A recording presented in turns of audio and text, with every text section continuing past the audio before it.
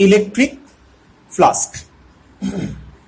What is the literal meaning of flask? It is nothing but to flow. That is, anything which flows. It may be air, it may be water, or it may be the flows of test charges,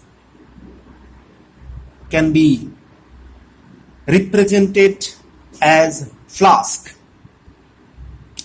And when it is related to charge, it is known as electric flask. So, what is the definition of electric flask?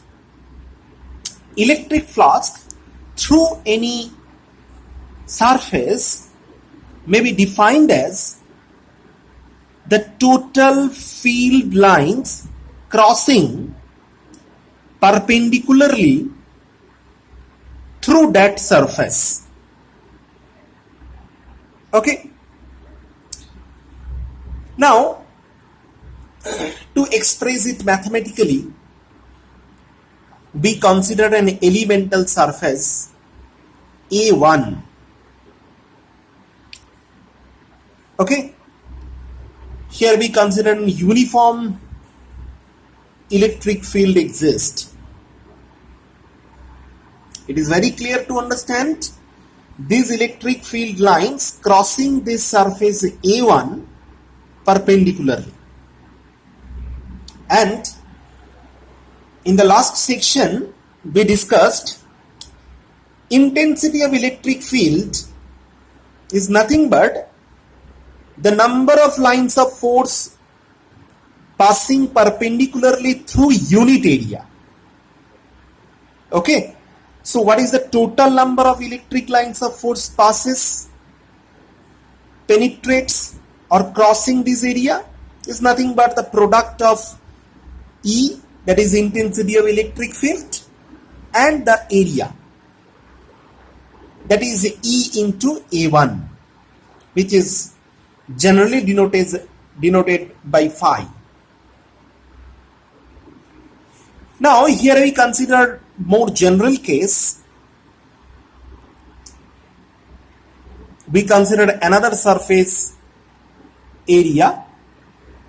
This is very small elemental surface area on this large surface.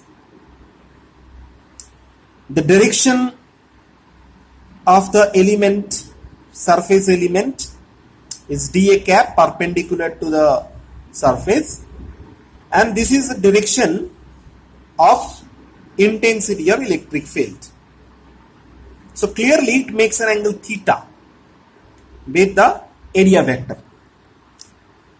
Now, according to the definition, the total number of lines of force passing perpendicularly through the area is the measurement of flask.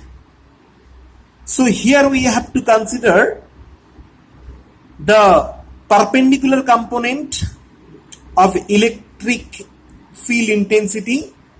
It should be E cos theta,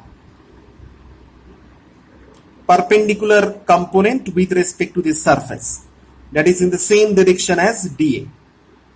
Now we can define it product of E cos theta and the surface element gives the electric flux through the small elemental area, which is given by d phi is equal to E dA cos theta.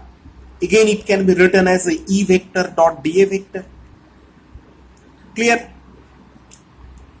Now what is the unit of electric flux? It is the product of intensity of electric field and area. Intensity of electric field is measured in Newton per Coulomb and area is in meter square.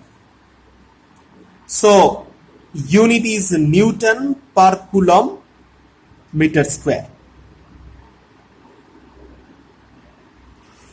Alternatively, you can say, you can also express the intensity of electric field as volt per meter into area. that is meter square. So the unit is also volt into meter. Okay, volt into meter, both in SI system. Now come to some more illustration. Here I consider a surface whose area vector is directed vertically upward, and electric field vector is also in the same direction. Okay, that is which is coming from under the surface and it penetrates.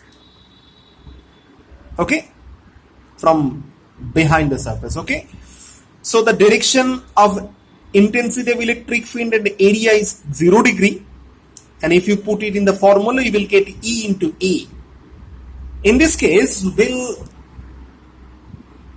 say that electric flux is emerging, that is coming out from the surface. Okay, now come to this case. Here the direction of area vector is downward, perpendicular downward. It is cross means perpendicular downward, and the electric field is directed upward. That is the angle between the area vector and electric field vector is 180 degree. If you put, you will get minus EA.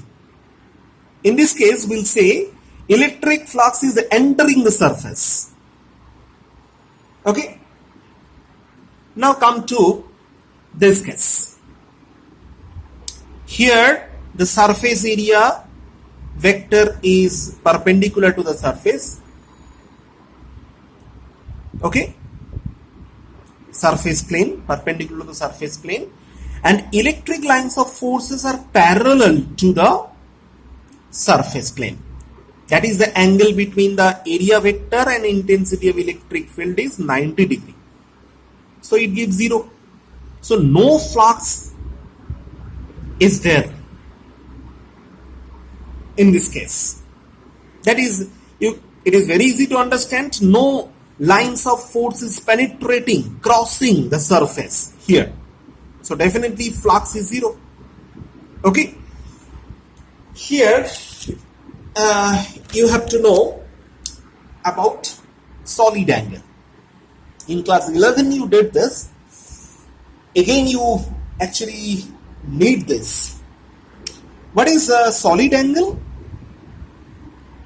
It is nothing but generally denoted by d omega.